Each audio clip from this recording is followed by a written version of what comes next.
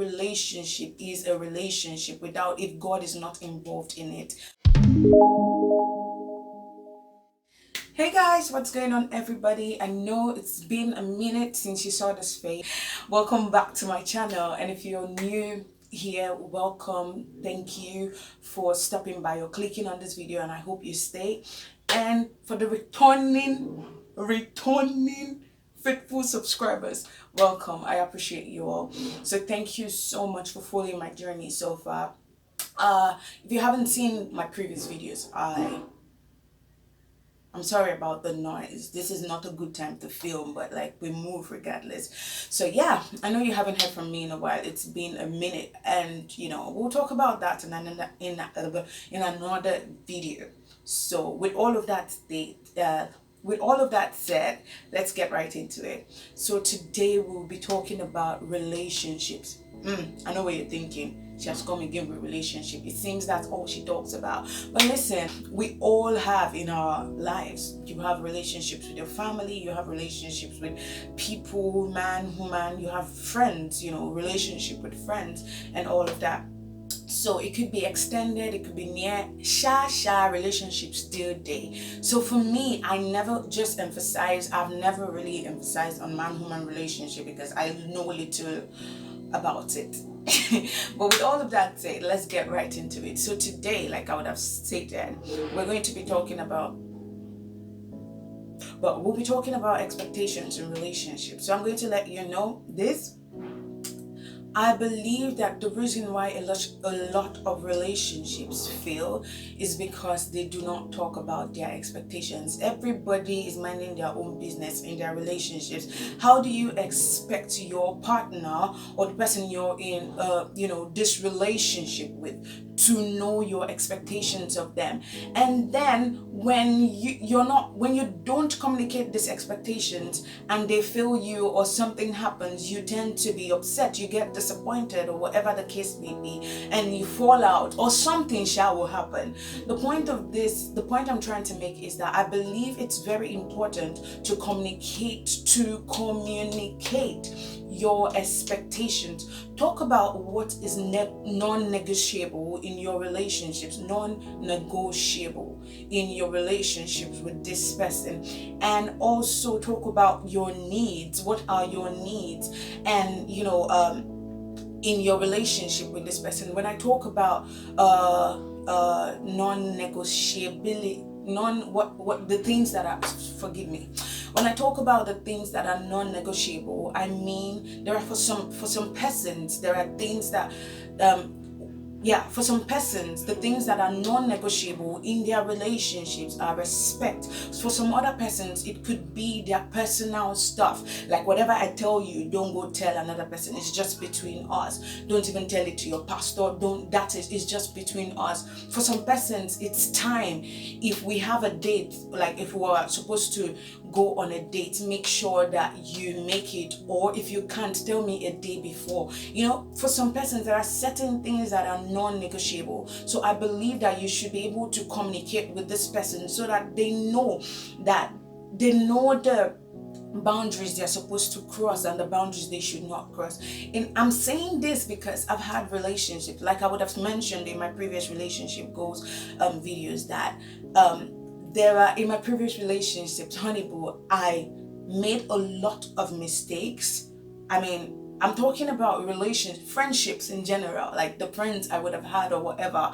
And like, I did not really understand a lot of things. I did not even understand myself. But now that I've gotten, I have been on a journey of self-discovery. I believe that that whole self-discovery topic would be for another video.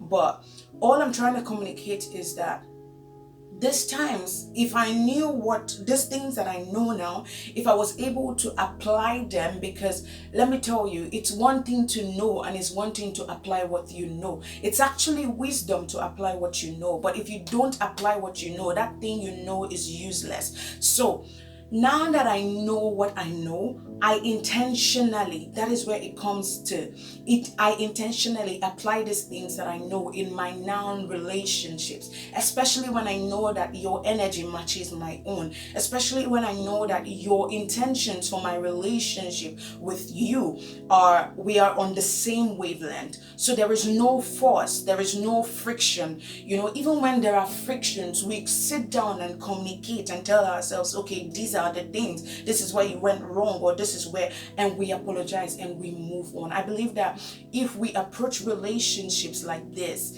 everybody will be happy at the end of the day. So the other thing that I would have mentioned about expectations, again, we already spoke about the non-negotiable things, and the other thing I would have mentioned was needs. What are your needs in our relationship? My housemate is such an amazing person, and one of these days you'll probably see her in the videos.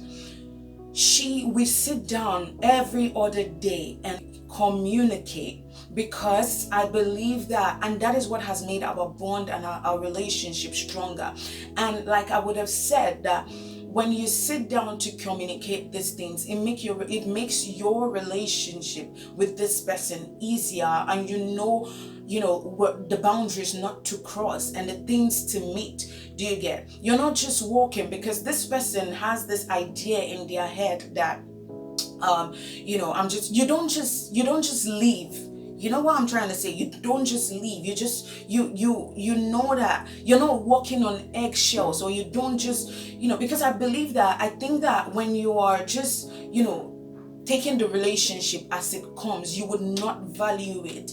And I also think that this is my own perspective, mind you. So I also think that if you're taking the relationship, whatever comes, your what's the word?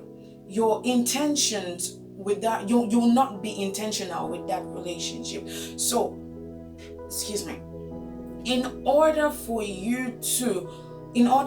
this relationship to work, or for both of you not, or both partners or both parties not to be at loggerheads, communicate these things, your expectations, your needs, and also, is this person an asset to you? Are you an asset to this person?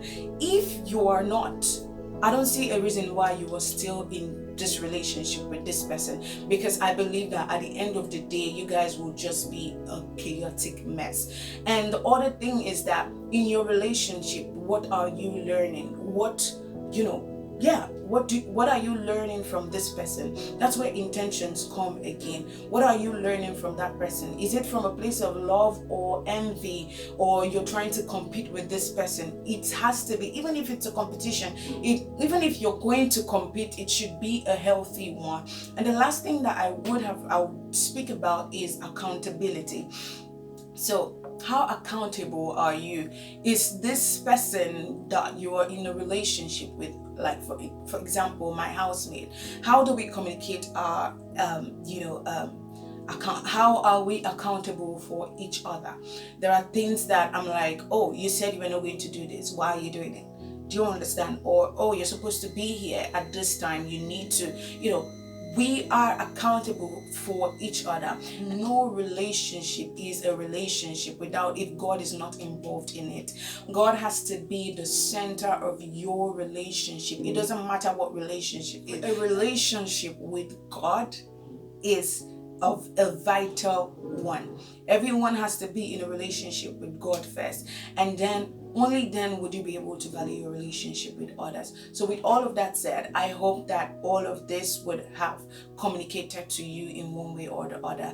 And thank you for listening. Thank you for watching. Don't forget to like, subscribe, and share this video if it touched you in any way, if you learned a thing or two.